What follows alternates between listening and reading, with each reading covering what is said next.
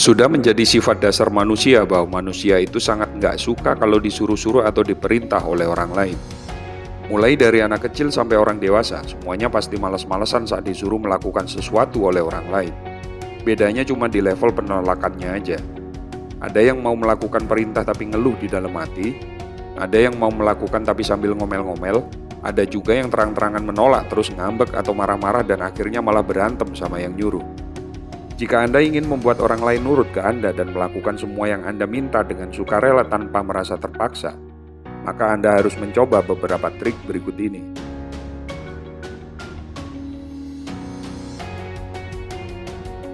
Anda pasti pernah nyuruh anak Anda untuk beli sesuatu di warung saat mereka sedang asik main HP atau lagi main sama teman-temannya. Apa mereka mau berangkat? Tentu aja susah. Mereka harus diteriaki dulu berkali-kali sampai harus dilempar pakai sendal baru mau berangkat. Itu pun mereka sambil ngomel-ngomel. Jika kebiasaan seperti itu Anda teruskan, maka sama aja dengan Anda mengajari anak Anda untuk jadi seorang pembangkang yang arogan. Saat mereka nanti udah gede, mereka akan meniru kebiasaan Anda menggunakan kata-kata kasar dan kekerasan untuk membuat orang lain mau nurut sama mereka. Parahnya lagi, mereka akan menganggap Anda sebagai orang yang menyebalkan karena suka nyuruh-nyuruh dan ganggu kesenangan mereka. Ujung-ujungnya mereka nggak mau nurut sama Anda. Itulah sebabnya kenapa orang biasanya lebih nurut sama orang yang nggak banyak omong daripada sama orang yang cerewet.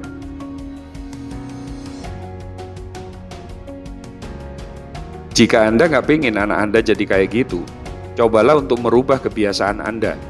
Berikan apresiasi dulu kepada anak Anda sebelum Anda menyuruh mereka melakukan sesuatu. Contohnya kayak gini, kamu mau es krim?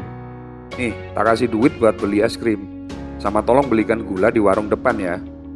Nah, anak Anda akan lebih tertarik sama tawaran es krim yang Anda sebutkan di depan, sehingga tidak menganggap perintah untuk beli gula yang Anda sebutkan di belakang tadi sebagai beban. Dengan begitu, anak Anda akan segera berangkat ke warung dengan senang hati tanpa harus Anda suruh 2 kali.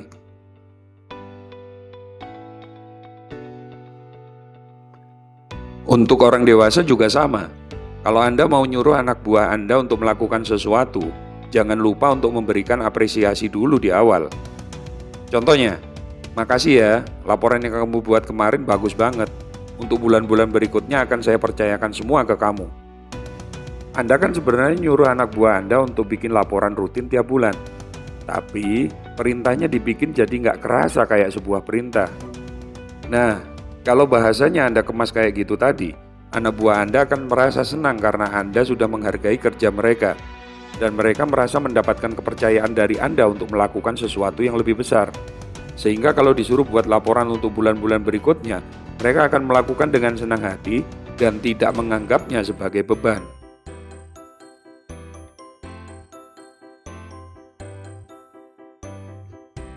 Anda pasti pernah nyuruh anak Anda untuk mandi, dan itu susah banget.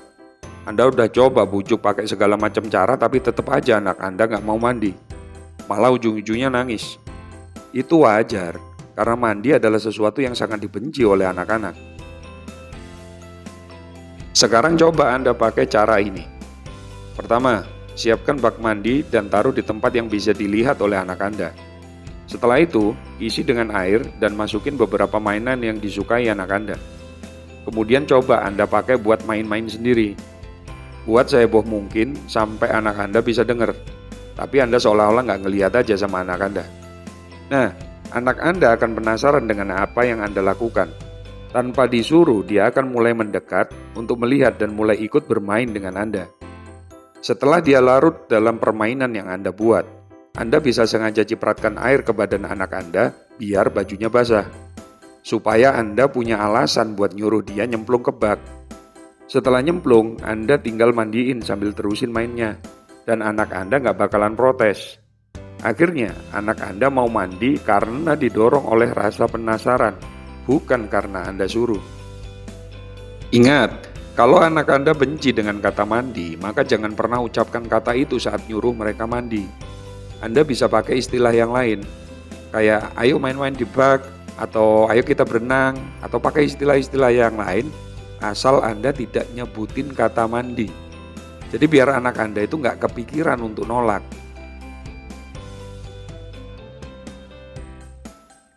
Untuk orang dewasa juga sama. Contohnya jika Anda punya tetangga yang nggak mau divaksin karena takut. Anda bisa coba berikan cerita kayak gini. Saya dulu itu awalnya juga nggak mau divaksin. Tapi setelah lihat bapak saya yang habis divaksin terus orangnya jadi nggak mudah capek dan nggak gampang sakit. Akhirnya saya jadi pengen nyoba ikutan vaksin. Dan ternyata bener loh, badan saya jadi kerasa lebih sehat dari sebelumnya. Saat musim pancaroba kayak gini, saya nggak gampang kena flu, nggak gampang kena batuk, pilek, atau radang kayak dulu. Nah, cerita tadi emang sengaja dibuat agar tetangga Anda gak mikir yang jelek tentang vaksin.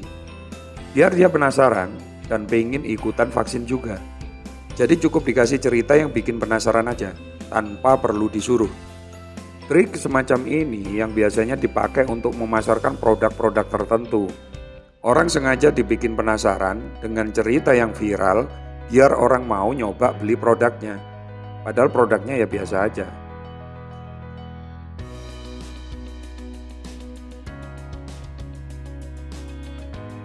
Jika Anda ingin orang lain melakukan sesuatu yang sedikit melebihi batas kemampuan mereka, atau sesuatu yang belum pernah mereka lakukan sama sekali, maka cobalah berikan mereka tantangan.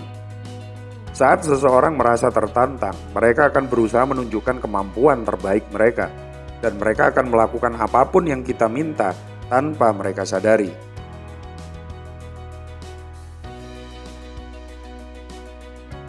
Misalkan kalau Anda pengen anak Anda mau nyuci piring sendiri, coba Anda berikan tantangan kayak gini. Emang kamu bisa nyuci piring sendiri? Coba sih saya pengen lihat. Nah, awalnya mereka akan mencoba karena merasa tertantang dengan omongan Anda tadi. Setelah mereka mencoba, Anda tinggal kasih komen kayak gini. Hebat kamu, berarti mulai besok kamu habis makan harus nyuci piring sendiri ya. Kelihatannya emang sepele, tapi kata-kata Anda tadi akan diingat-ingat terus sama anak Anda. Dalam hati, dia akan merasa bangga karena udah berhasil melakukan tantangan yang Anda berikan. Sehingga besok-besoknya dia akan mulai nyuci piring sendiri tanpa Anda suruh. Cara tadi jauh lebih ngena daripada Anda bilang kayak gini. Kamu ini udah gede, kalau habis makan ya harusnya nyuci piring sendiri. Kayak anak tetangga itu. Nah, kalau denger omongan kayak gini, anak Anda bukannya mau ngerjain tapi malah bakalan sakit hati karena merasa diremehkan dan dibanding-bandingkan dengan orang lain. Untuk orang dewasa juga sama. Contohnya kayak gini. Apa kalian yakin kerjaannya bisa selesai dalam waktu 2 hari? Kalau emang beneran bisa, ntar saya traktir makan. Kalau kalian butuh bantuan dari saya, kalian tinggal ngomong aja. Nah, omongan tadi kan kelihatannya sederhana aja, tapi mengandung 3 poin penting yang dibutuhkan oleh orang yang Anda kasih tanggung jawab untuk menyelesaikan pekerjaannya. Pertama, tantangan untuk menyelesaikan pekerjaan dalam waktu 2 hari. Kedua, apresiasi jika nanti mereka berhasil. Dan yang ketiga, kesiapan Anda untuk memberikan support. Maka, mereka akan berusaha menyelesaikan pekerjaannya secepat mungkin tanpa perlu Anda ingetin lagi. Setelah Anda mempelajari beberapa trik tadi, Anda akan menyadari bahwa membuat orang lain mau melakukan yang kita minta itu sebenarnya nggak susah. Tinggal tergantung sama kreativitas dan cara penyampaian kita aja. Jadi kalau selama ini Anda sering cekcok sama orang-orang di sekitar Anda, atau anak buah Anda nggak ada yang mau nurut, atau keluarga Anda susah untuk dinasehati, jangan buru-buru nyalain mereka. Cobalah lihat diri Anda sendiri, mungkin Anda yang harus diperbaiki duluan. Semoga bermanfaat.